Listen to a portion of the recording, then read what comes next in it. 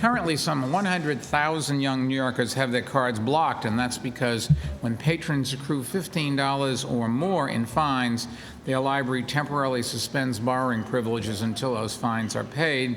And that's a terrible shame because we want to keep our kids reading, not worrying about fines that in many cases they can't afford to pay. Now, let me start by extending my thanks to my good friend Terry McGraw and the McGraw-Hill companies.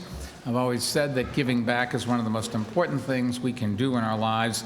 Governments can't do everything they would like to do, especially in these tough economic times, and that's why we often must depend on generous individuals and corporations to keep our libraries and world-class cultural institutions healthy and strong.